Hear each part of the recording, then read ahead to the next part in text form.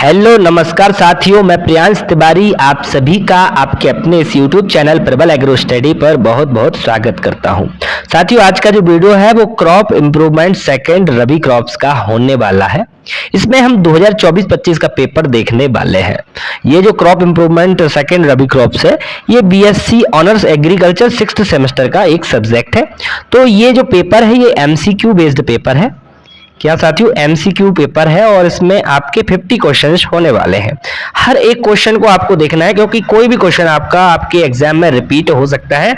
तो एक भी क्वेश्चन आपको मिस नहीं करना है, वीडियो आपको पूरा देखना है। वीडियो को शुरू करूं साथियों, उससे पहले आप सभी से मेरी एक छोटी सी रिक्वेस्ट है। वो क्या है कि सभी लोग वीडियो को अधिक से अधिक संख्या में लाइक जरूर कर देना साथियों।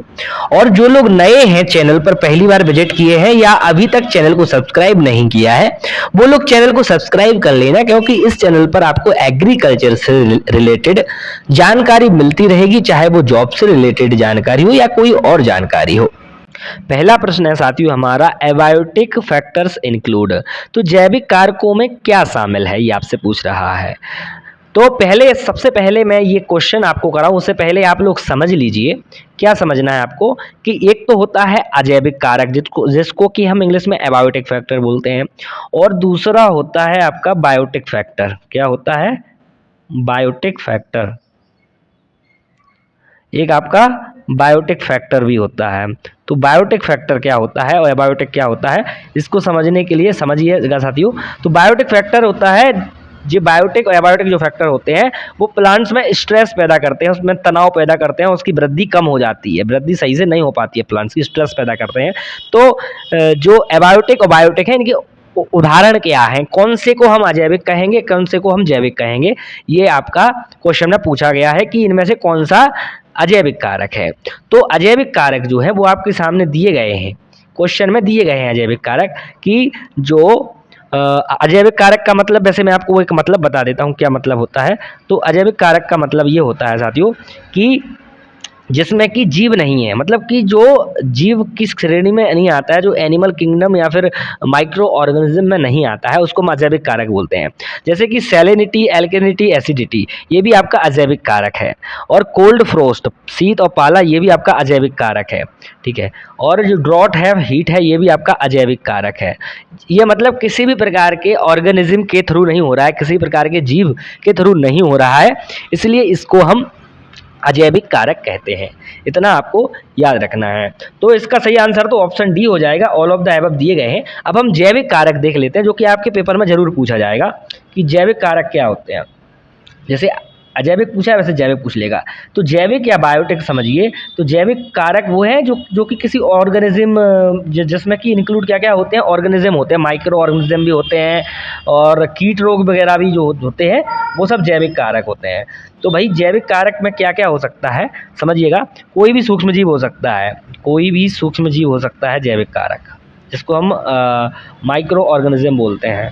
कोई भी सूक्ष्मजीव हो सकता है, और इसके साथ साथ आपका कौन हो सकता है, कोई भी कीट हो सकता है, कोई भी कीट हो सकता है। इसके साथ साथ आपका कोई भी पैथोजन हो सकता है। ठीक है, कोई भी पैथोजन हो वो भी हो सकता है। पैथोजन मतलब जो रोग कारक होता है फसलों में, वो क्या होते हैं, वो जैविक कारक होते हैं। अजैविक और जैविक दोनों आपको समझ में आ गए होंगे, तो यहाँ से आपका 2 नंबर पक्का बन जाएगा, क्योंकि 2-3 नंबर यहीं से पूछे जाएंगे, सब्जेक्ट से रिलेटेड था।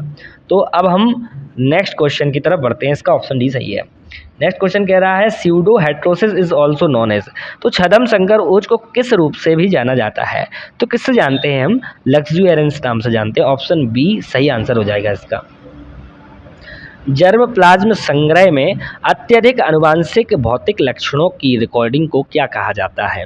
तीसरे का ऑप्शन डी सही हो जाएगा, कि कैरेक्टराइजेशन कहा जाता है, उसको क्या, निरूपण कहा जाता है। अगला प्रश्न है, स्पाइक की इकाई को क्या कहा जाता है। The unit of spike is called. तो क्या कहते हैं, ऑप्शन ए सही हो जाएगा, स्पाइकलेट कहते हैं स्पाइक को। क्या, स्पाइकलेट। तो स्पाइक को आप स्पाइकलेट से याद रख सकते हैं। अगला है क्वेश्चन, आधुनिक पादप प्रजनन, आधुनिक पादप प्रजनन के कारण अवांछित प्रभाव हैं, undesirable effects due to modern plant breeding. तो इनमें से कौन सा एक ऐसा प्रभाव है जो कि मॉडर्न प्लांट ब्रीडिंग, जो कि आधुनिक पादप प्रजनन है, उसके कारण उसका अवांछित प्रभाव है जो कि अनडिजायरेबल है, जो हम चाहते नहीं है लेकिन फिर भी हो जाता है प्लांट ब्रीडिंग में। कौन सा कारण है पूछ रहा है, तो ऑल ऑफ द एबव इसका सही आंसर है। ये जितने भी दिए गए हैं भाई, विविधता में कमी हो जाती है, संकीर्ण अनुवांशिक आधार हो जाता है, खतरे में एक मतलब डेंजर यूनिफॉर्मिटी हो जाती है, खतरे की एक रूपता हो जाती है। यानी कि मान के चलिए आधुनिक पादप प्रजनन क्या होता है, जैसे अभी नई नई जो ब्रीडिंग मेथड है, ब्रीडिंग मेथड जो है उसकी बात चल रही है, जो ब्रीडिंग मेथड्स हैं, तो इसमें क्या होता है समझिएगा, जो नई नई ब्रीडिंग मेथड्स हैं उसमें मान के चलिए जैसे कोई हाइब्रिड वैरायटी बनानी है, तो उसमें हम खुद चयन करते हैं कि हमें किस वैरायटी के साथ क्रॉस करवाना है, उसके लिए चयन कौन, हम लोग ही करते हैं। तो उससे क्या होती है, उससे विविधता में कमी हो सकती है, संकीर्ण अनुवांशिक आधार हो सकता है, और खतरे की एकरूपता हो सकती है, यानी कि जो यूनिफॉर्मिटी है वो बहुत ज़्यादा बढ़ सकती है।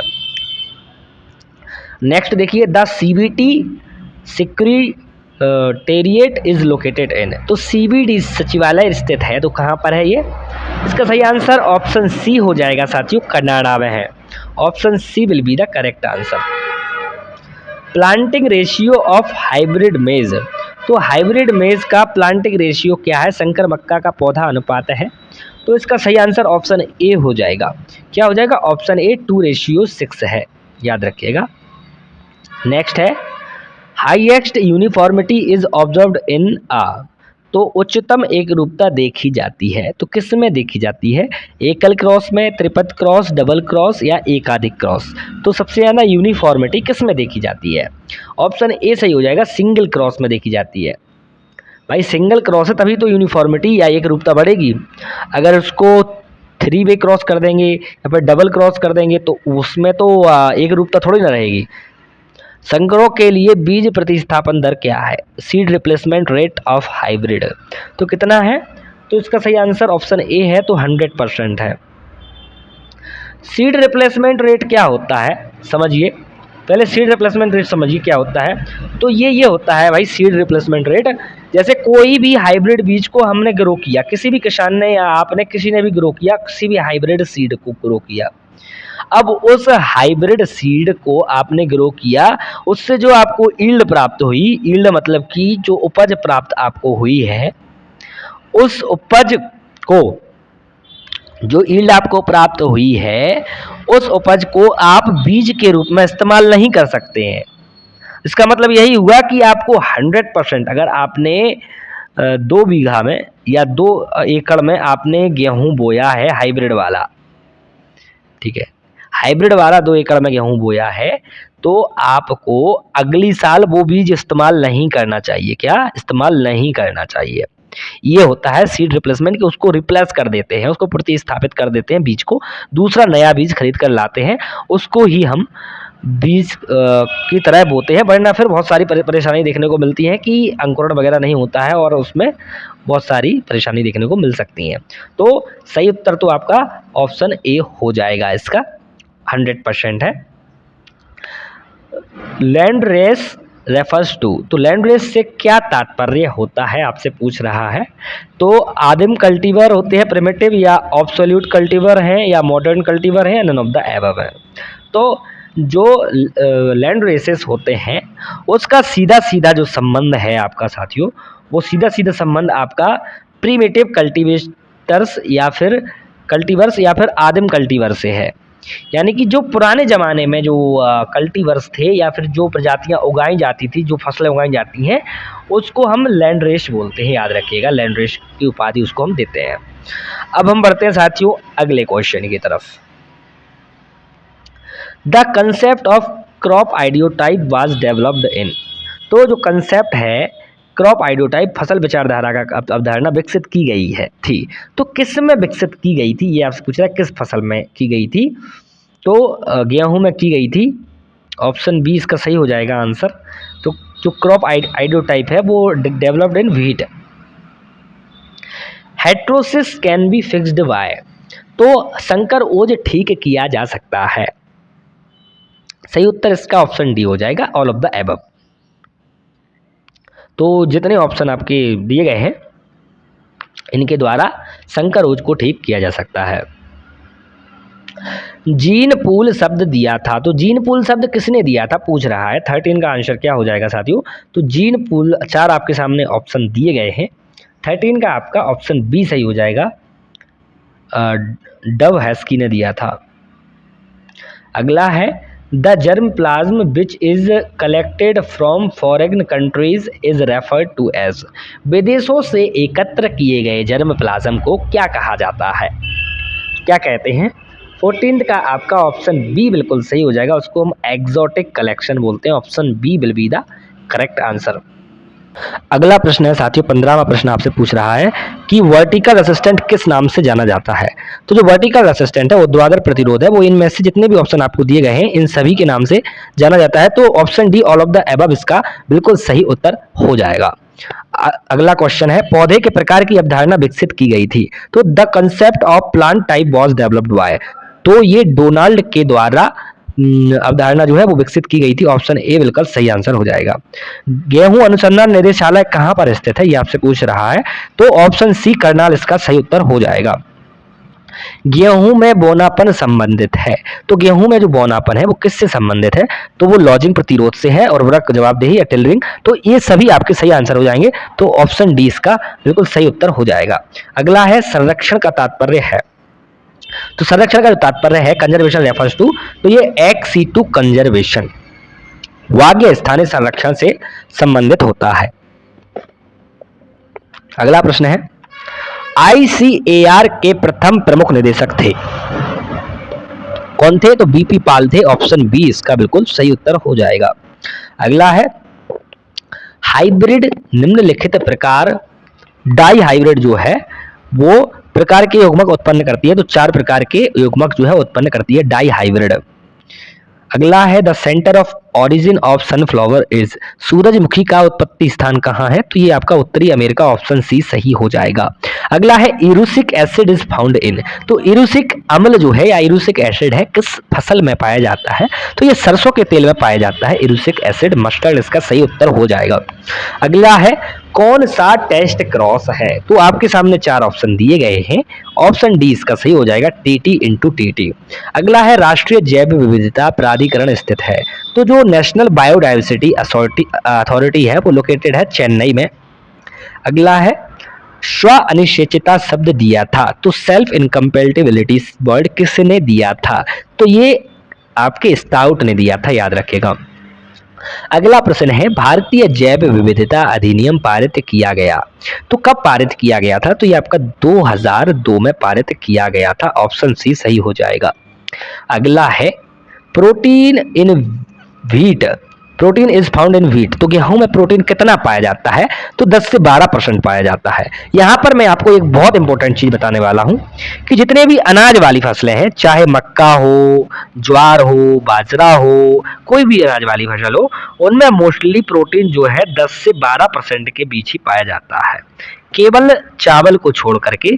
ठीक है, चावल का याद रखिएगा, चावल में जो प्रोटीन है वो कितना पाया जाता है, तो वो केवल 7%, 7 से 8% ही पाया जाता है, याद रखिएगा, इसमें थोड़ा कम प्रोटीन रहता है। और जो गोल्डन राइस है उसमें 9% तक पाया जाता है, गोल्डन राइस जिसको हम सुनहरा चावल बोलते हैं, गोल्डन राइस में प्रोटीन पाया जाता है 9% तक पाया जाता है, याद रखिएगा।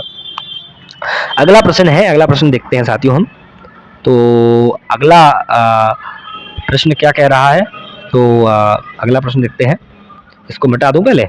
तो गेहूं में प्रोटीन कितना पाया जाता है ये आपसे पूछ रहा है, तो इसका आंसर तो ऑप्शन बी सही हो जाएगा, 10 से 12% पाया जाता है। ठीक है, अगला है वाग्य स्थानीय जल प्लाज्म संरक्षण में निम्नलिखित रूप में संरक्षण शामिल है, तो इसका सही आंसर जो है एक्स-टू में जल प्लाज्म जो कंजर्वेशन है उसमें क्या क्या संबंधित है, तो ये सभी आंसर सही हो जाएंगे, इसके जितने दिए गए हैं ऑप्शन उपरोक्त सभी इसका सही हो जाएगा। किसी जीनोटाइप का समय के साथ बदलते पर्यावरणीय कारकों के संबंध में प्रदर्शन किस स्थान को संदर्भित करता है, तो ऑप्शन ए इसका सही हो जाएगा, स्टेबिलिटी या स्थायित्व को। अगला है दिसंबर 2005 तक विश्व व्यापार संगठन के सदस्य थे, तो कितने थे, 149 थे, ऑप्शन बी बिल्कुल सही हो जाएगा। अब मैं आपको एक बहुत महत्वपूर्ण चीज बताना चाहता हूं, जितने लोग भी बीएससी एग्रीकल्चर कर रहे हैं, मतलब कि जो अभी फाइनल ईयर में है, वो याद ध्यान देंगे। कि वो एमएससी करना चाहते हैं किसी भी सब्जेक्ट से, बीयू झांसी से, तो वो लोग नीचे मैंने डिस्क्रिप्शन बॉक्स में एक लिंक दिया है जिस पर क्लिक करके आप मेरे व्हाट्सएप पर आ जाएंगे, तो वहां आप मुझसे मैसेज लिख के भेजिएगा कि एमएससी एग्रीकल्चर करना है। ठीक है, क्या लिख के भेजना है? एमएससी एग्रीकल्चर लिख के भेजना है आपको, एमएससी एग्रीकल्चर। तो वहां मैं आपको इन्फॉर्मेशन दूंगा और आप जो है इसके एडमिशन जो है शुरू हो गए हैं एमएससी के, तो जल्दी से जल्दी आप लोग जो लोग एडमिशन लेना चाहते हैं बीयू झांसी में और उसके एफिलिएटेड कॉलेज में कहीं भी, तो सभी लोगों से मैं कहना चाहता हूं कि सभी लोग मुझे मैसेज जरूर कीजिएगा। मैं आपकी पूरी कोशिश करूंगा कि भाई आपको रिप्लाई करूं और आपको एडमिशन दिलवा दूं। ठीक है, आपकी सीट आपको बुक करवा दूं। ठीक है, तो जरूर मैसेज करना, तो मैं कमेंट बॉक्स में भी वो लिंक दे दूंगा। शंकर कपास के जनक के रूप में किसे जाना जाता है? तो सीटी पटेल साहब को जानते हैं हम। सीटी पटेल साहब जो है वो शंकर कपास के जनक के रूप में जाने जाते हैं, याद रखिएगा। कौन? सीटी पटेल साहब। ये मिट गया यार, फिर से कर देता हूं, सीटी पटेल साहब। ठीक है, विश्व की पहली चावल संकर किस्म विकसित की गई थी तो 1976 में की गई थी। ऑप्शन बी बिल्कुल सही है। अगला है गेहूं की अर्धबोनी किस्म किसने विकसित की थी? तो एन.ई. बॉरलॉग ने की थी। अब एन.ई. बॉरलॉग के बारे में आपको एक बात याद रखना है, इनको फादर कहा जाता है या पिता कहा जाता है हरित क्रांति का। फादर कहा जाता है ग्रीन रेवोल्यूशन। क्या? ग्रीन रेवोल्यूशन या हरित क्रांति? ग्रीन रेवोल्यूशन का पिता कहा जाता है इनको, हरित क्रांति का पिता कहा जाता है। कहाँ कहा जाता है? तो इनको वर्ल्ड या विश्व में कहा जाता है, वर्ल्ड में कहा जाता है। अगर बात करें कि इंडिया या भारत में किसे कहा जाता है, तो भारत में एम एस स्वामीनाथन को कहा जाता है। ये भी आपसे पूछ सकता है, एम एस स्वामीनाथन से को कहा जाता है भारत में। ठीक है, नेक्स्ट क्वेश्चन की तरफ बढ़ते हैं साथियों। इसका क्या था? इसका एन.ई. बॉरलॉग था, याद रखिएगा। नेक्स्ट क्वेश्चन इज शुद्ध वंश किस्म विकसित करने में कितने वर्ष लग सकते हैं? How many years are required to develop a pure line variety? तो कितने लग सकते हैं? तो 9 से 10 वर्ष तक लग सकते हैं। ऑप्शन डी इसका बिल्कुल करेक्ट आंसर हो जाएगा। अगला है गेहूं के प्रजनन उद्देश्य होते हैं, तो क्या है प्रजनन उद्देश्य या ब्रीडिंग ऑब्जेक्टिव क्या है व्हीट के? देखिए, किसी भी गेहूं ही नहीं, आप किसी भी फसल का ब्रीडिंग ऑब्जेक्टिव अगर पूछेंगे तो हर एक फसल का ब्रीडिंग ऑब्जेक्टिव ये होता है या प्रजनन का उद्देश्य होता है कि उसकी उपज को हमें बढ़ाना है। ठीक है, ये कॉमन है हर किसी में। रोग प्रतिरोधकता बढ़ाना है, ये भी कॉमन है। शीघ्र परिपक्वता या अर्ली मैच्योरिटी लाना, ये भी कॉमन है। तो यहाँ गेहूं की जगह अगर यहाँ पर आपसे चना दे दे यहाँ पर या कोई और फसल दे दे तो कंफ्यूज मत होना, सब में ये चीजें कॉमन ही रहती हैं कि उपज को हमें बढ़ाना होता है, रोग प्रतिरोधकता को बढ़ाना होता है और शीघ्र परिपक्वता को लाना होता है फसल के अंदर। तो ये हमारे डिजायरेबल कैरेक्टर्स होते हैं जो कि हम ब्रीडिंग में उपयोग करते हैं, ये हमारे डिजायरेबल कैरेक्टर्स होते हैं। तो याद रखिएगा, ये सभी आपके सही आंसर हो जाएंगे। तो option D will be the correct answer. Okay, अगला प्रश्न है which of the following is monoecious? एक लिंगाशयी पुष्पन किस पौधे में होता है? तो किस में होता है? तो पहले से मैंने मार्क कर रखा है किस में होता है, तो एक मिनट गया, मक्का में होता है। ठीक है, मक्का में होता है, तो ऑप्शन ए इसका सही आंसर हो जाएगा। अगला है एटलस 66 निम्नलिखित में किसका उच्च प्रोटीन का एक महत्वपूर्ण स्रोत है? Atlas 66 is an important source of high protein इन, तो किसका है? तो ये गेहूं का है। ऑप्शन डी इसका सही उत्तर हो जाएगा। अगला है an example of ex situ conservation method is, वाग्य स्थानीय संरक्षण विधि का उदाहरण क्या है? तो टिश्यू कल्चर प्रोपोगेशन है। क्या? टिश्यू कल्चर प्रोपोगेशन, ऊतक संवर्धन प्रसार हो जाएगा। टिश्यू कल्चर के बारे में आपने पढ़ा होगा। टिश्यू कल्चर क्या होता है? प्लांट का हम कोई भी पार्ट यूज करते हैं, कोई एक टिश्यू से हम नया पौधा तैयार करते हैं। जैसे मैं अगर आपसे कहूं कि मैं प्लांट की एक पत्ती ले जाऊं और उससे एक नया, ओनली पत्ती से एक नया पौधा तैयार कर लूं, तो वही होता है टिश्यू कल्चर। कोई भी पार्ट ले सकता हूँ, उसकी मतलब पत्ती ले सकता हूँ, उसकी जड़ ले सकता हूँ, कोई भी पार्ट ले सकता हूँ जिसमें कि उसके टिश्यू प्रेजेंट हो, उससे हम नए पौधे का विकास कर सकते हैं। उसको क्या बोलते हैं? उसको हम टिश्यू कल्चर बोलते हैं। तो टिश्यू कल्चर आपको पता चल गया होगा कि किसको हम टिश्यू कल्चर बोलते हैं। तो इसका सही आंसर ऑप्शन ए ही हो जाएगा, टिश्यू कल्चर। अगला प्रश्न है sum total of genes in a species is called, तो किसी प्रजाति में जीनों के कुल योग को क्या कहा जाता है? तो उसको हम जीन पूल बोलते हैं। ऑप्शन सी बिल्कुल सही आंसर हो जाएगा। Sum total of genes in a species is called gene pool. अगला है गेहूं की उत्पत्ति केंद्र क्या है? तो गेहूं का जो उत्पत्ति केंद्र है साथियों वो क्या है? वो आपका साउथ वेस्ट एशिया है और ये आपका ऑप्शन में दिया नहीं गया है। तो इसका मैं आंसर आपको नहीं बताऊंगा। अगर आपको पता है कि इसमें से क्या सही हो सकता है तो आप कमेंट करके जरूर बताइएगा। वैसे मेरे हिसाब से इसका ऑप्शन बी हो सकता है, लेकिन मैं इसको छोड़ रहा हूं, मैं नहीं बता रहा हूं इसका क्या है, क्योंकि मोस्टली आप जितने भी सोर्स देखेंगे उसमें साउथ वेस्ट एशिया ही देखने को मिलेगा व्हीट का जो ओरिजिन प्लेस है। तो वो ऑप्शन में ना होने के कारण मैं इसका आंसर नहीं बताऊंगा। आपको इसका कमेंट करना है जो भी स्टूडेंट्स हैं, जो भी जिनने पढ़ा है इसके बारे में, जिनको आ रहा है। जीन के लिए जीन परिकल्पना किसके द्वारा प्रस्तावित की गई थी? Gene for gene hypothesis was proposed by. तो इसका सही आंसर ऑप्शन ए हो जाएगा, फ्लोर के द्वारा। अगला है the term ideotype was coined bye Donald in 1968 working on. तो आइडियोटाइप शब्द को डोनाल्ड ने 1968 में किस पर काम करते हुए गढ़ा था? तो किस पर? तो गेहूं पर काम करते हुए गढ़ा था। ठीक है, तो आपको यहां पर एक चीज ये याद रखनी है, क्या कि आप कहते हैं कि क्वेश्चन रिपीट नहीं होते हैं। क्वेश्चन रिपीट होते हैं, लेकिन अब आपसे ये भी पूछ सकता है कि आइडियोटाइप किसने दिया था? सबसे पहले तो डोनाल्ड ने दिया था। ये भी एक प्रश्न बन रहा है, आइडियोटाइप किसने दिया था? डोनाल्ड ने दिया था। कब दिया था? 1968 में दिया था। डोनाल्ड ने आइडियोटाइप किस फसल पर दिया था? तो गेहूं पर दिया था। तो इस एक क्वेश्चन से आपके 3 या 4 क्वेश्चन बन रहे हैं, और ऐसे इसी के इर्द गिर्द ही क्वेश्चन पूछे जाएंगे। तो ऐसे आपको डीपली पढ़ते चलना है हर एक क्वेश्चन को। अगला है who produced the first artificial hybrid. पहला कृत्रिम संकर किसने बनाया था? तो ये थॉमस फेयरचाइल्ड ने बनाया था। किसने? थॉमस फेयरचाइल्ड ने बनाया था। ऑप्शन ए सही हो जाएगा। इन्होंने वीट और राय को, इसको राय बोलते हैं, के क्रॉस से बनाया था, जिसको हम ट्रिटिकल बोलते हैं। वीट इनटू राय के क्रॉस से ट्रिटिकल बनाया था। क्या? ट्रिटिकल बोलते हैं, याद रखिएगा, ये पूछा जा सकता है। थॉमस फेयरचाइल्ड ने ट्रिटिकल को बनाया था। आगे शायद कोई क्वेश्चन में ये हो भी, शायद है, इसके ट्रिटिकल के बारे में है शायद। आगे देखते हैं, अभी और क्वेश्चन बचे हैं, 6 क्वेश्चन और बचे हैं। गेहूं क्या है? गेहूं हेक्साप्लॉइड होता है, षटगुणित होता है। याद रखिएगा, ऑप्शन ए सही है। तो गेहूं हेक्साप्लॉइड होता है। तो गेहूं में आपसे पूछ सकता है, इसमें क्रोमोसोम जो हेक्साप्लॉइड गेहूं है उसमें क्रोमोसोम नंबर कितना होता है? तो इसमें क्रोमोसोम नंबर, गेहूं जो हेक्साप्लॉइड होता है उसमें क्रोमोसोम नंबर 2n = 42 होता है। ये भी आपको याद रखना है, पूछ सकता है, क्योंकि ये सेंटर ऑफ ओरिजिन और ये क्रोमोसोम नंबर इसमें पूछे जाते हैं, क्योंकि ये क्रॉप इंप्रूवमेंट है। तो इसमें क्रोमोसोम का एक मतलब बहुत इंपॉर्टेंस होता है, तो इसमें पूछा जा सकता है। तो याद रखिएगा 42 क्रोमोसोम पाए जाते हैं व्हीट में, जो हेक्साप्लॉइड व्हीट होता है उसमें। अगला है germ plasm percentage of wheat crop. गेहूं की फसल में अंकुरण प्रतिशत मात्रा है, तो कितने प्रतिशत है? 65%, 70%, 80% या 85%? तो इसका सही आंसर साथियों आपका ऑप्शन डी हो जाएगा। 46 का क्या हो जाएगा साथियों? Option D will be the correct answer, कि 85% होता है। ठीक है, तो ऑप्शन डी सही हो जाएगा, अंकुरण प्रतिशत 85% होता है।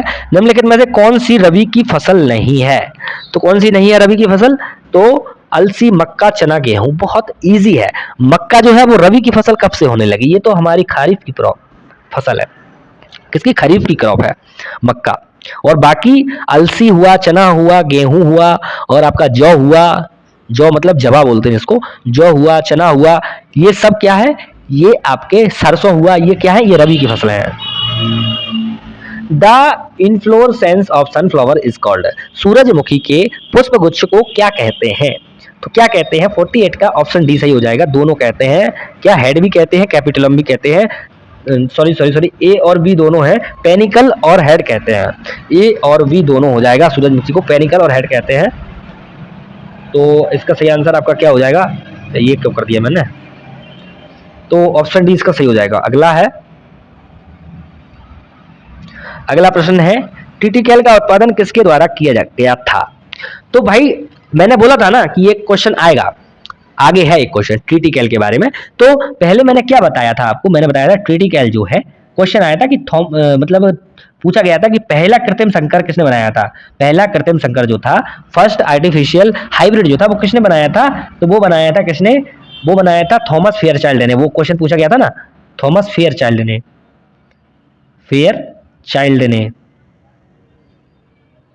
थॉमस फेयरचाइल्ड ने बनाया था। और इनने मतलब बोले तो थॉमस फेयरचाइल्ड ने बनाया था, और क्या बनाया था? उन्होंने ट्रिटिकल बनाया था। ट्रिटिकल जो बनाया था वो किसके उस पर बनाया था? तो ट्रिटिकम और स्केल दोनों हो जाएगा। इसका आंसर क्या हो जाएगा?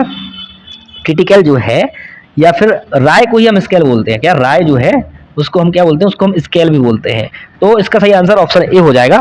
याद रखिएगा क्या हो जाएगा, option A will be the correct answer. Option A इसका बिल्कुल सही उत्तर हो जाएगा।